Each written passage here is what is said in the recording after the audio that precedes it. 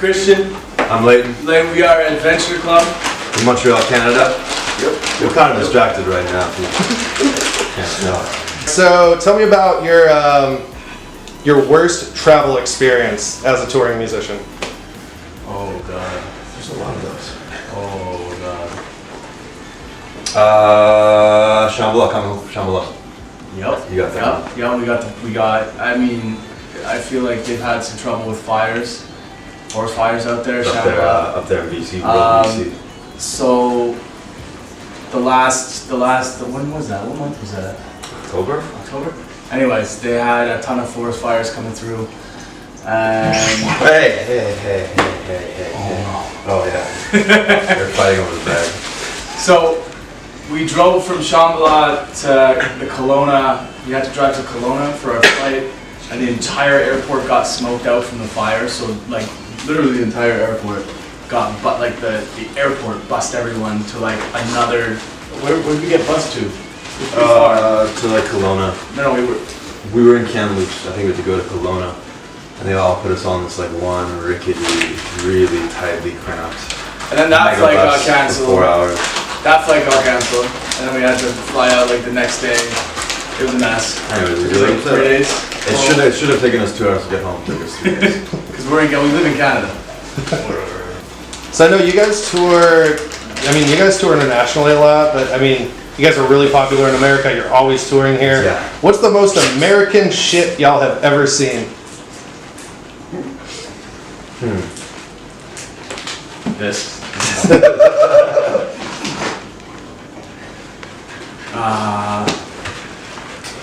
There was the Indy. That was pretty American. Indy was very American. We played this snake pit over at Indianapolis 500. Yeah. And I think we played at like 8 a.m. or something. We thought like, we were like, yo, how's that a viable set time, 8 a.m.? Like I woke up an hour ago, I'm like all groggy and shit, but anyways, people had been partying all night, and they were like... Still tailgating, I'm pretty sure. Yeah, it was a tailgating thing. We don't really do that in Canada, we didn't really... That was the first for us. Right on.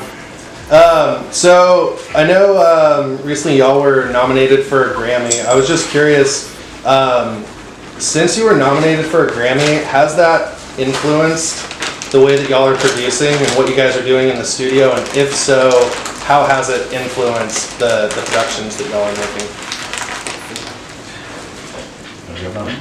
Yeah, sure. I mean, I think it just kind of solidified what we were doing. We got nominated for a remix that was quote unquote like an AC classic. So I think that really kind of it didn't force us, but it made us want to go back and produce some music that was close to the music that we were producing when we first started. And I think you'll see a lot of that in our upcoming releases. Nice. So now y'all are right in the middle of your Death or Glory tour. What has been your craziest experience on the road thus far? Craziest experience on the road? On this tour? Yeah. I feel like we're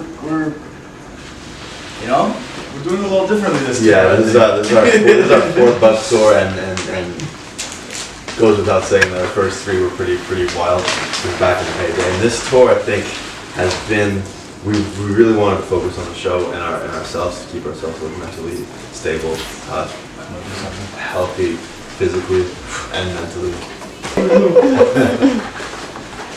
Here's a fluffy one. Here's a little floofer. Oh shit! All right, cool. Steak or bacon? Oh my god! Bacon wrapped steak. Both. Oh, that's some bullshit. That's a No, I mean steaks is, you could live off of the steak, you know. You can live off the bacon. You can live off the bacon. So I know you guys, you almost have a cult fan following. Over the years, I'm sure y'all have seen some pretty crazy stuff. What's the most memorable experience you have had with your fans in the past? There's been a couple. One that comes to mind like really quickly is someone, I think, it's not someone, I know who it is. I don't know if I should say his name or not, but after show, he got both of us to sign his arm. And you don't really take these things too seriously, but he's like, you sign my arm, I'll get it tattooed on me literally as soon as the show's done. And the next day, my signature was on his arm. So that was Nice. really touching and inspiring. You got one in particular? I mean, maybe not one particularly, but it's definitely like speaking of kind of not partying as much. Whoa. You've never been so distracted. Not partying. I'm sorry, it's good. This is why we do this, man. It's so much fun. So typically, in the past, our bus tours have been a little crazy, which is, fun in its own way. But, we've been sober for the most part. We don't drink, we don't party for the shows at all.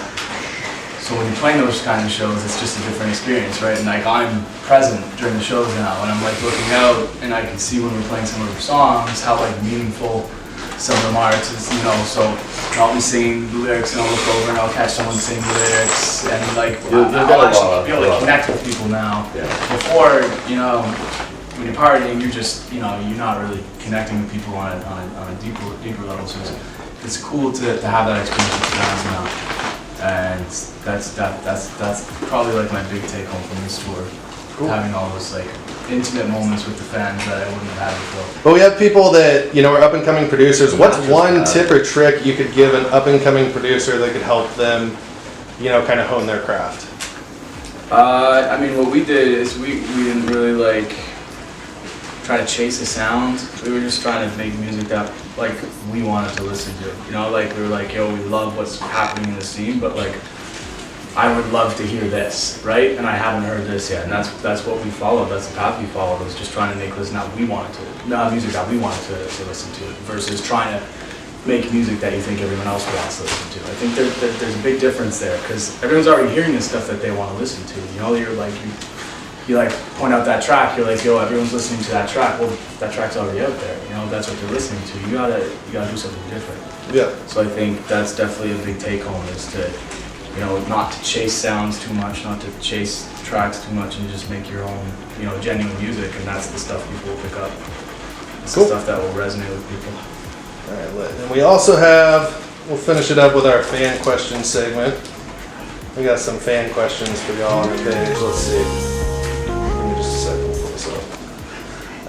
Vic Sura asks, at any point in your career, did you ever think that you weren't going to make it? And if you did, what kept you going? And if you didn't, what gave you the confidence? I don't think we had like a that's definition cool, yeah, for make it. Yeah, that's the cool thing about like what we were doing, is because we were never really, like we weren't trying to make it. We were just like, we were in a band before Adventure Club took off, and we were doing like the live music and stuff, and that was just something we were doing for fun on the side. And like when it got a little popular, we're like, oh, hey, this is cool, let's do that a little bit more. And then it kind of grew a little bit more. And we never actually intended for it to be what it is now. It just happened organically. So like we were never disappointed. We just feel blessed every day, and every time, we hit one of those landmarks that, landmarks in our careers, it's just another blessing. But we never really feel like we're entitled to anything. We're just happy to be here. Right on. Happy to be hanging out with Huskies. So Donald Denton asks, will you do a VIP on your Snails collab? There you go. No. We might do like a 2.0. Yeah, I saw that. That one for that song. Right. And then last last fan question. This is a good one. If you could have one superpower that you'd only use in the most useless way, like one useless ass superpower, what would it be and why? I would definitely. That was a graceful fall. Yeah, very graceful. I would definitely have Superman's laser eyes, and it would be exclusively for cooking my bacon. Time travel, so I can go back and relive a meal I just ate. The bacon that I'm cooking for him. Snacks. All right, bet. And then I guess one, of course, the stereotypical. What do you guys have planned for the future? What are you super excited about for this year? And is there anything in particular you'd like to say to our viewers? I'm excited. Obviously, like this tour is something that we're looking forward to. And It's nice to be back on the road, connecting Yeah, with fans for definitely. sure. I'm excited about a lot of music that we haven't put out yet, that we're kind of just waiting to put out. We got a new song with Crave and coming out in a week. Super sad for that. We just finished up another one, Yuna. That should Should we that have one to out. talk about that? I feel like by the time this comes out, it'll be okay. It'll probably be like a 2-3 week turnaround. Yeah, so for sure. But actually, no. One last question. So a lot of, because I know a lot of like really prevalent artists, they're kind of taking the route right now of starting their own label and giving exposure to artists that they're looking up to coming up. Is that something you guys are considering doing in the future, or? It's an idea we've always toyed with. It's always an option for us. Yeah, there have definitely been talks about it. There are a lot of things like that they all definitely have their pluses and their minuses a little bit. The last thing I think I want to do is not just mistakenly bury a smaller artist's career by mismanaging a label like that. So if we do, we want to do it the right way. Yeah. Because that definitely has happened, unfortunately. Cool. Anything else you guys want to say? Thank you guys for having us. This has been Thank you. unreal. It's a treat. A treat. A Nice. treat. I see what you did there. Dude, thank you guys.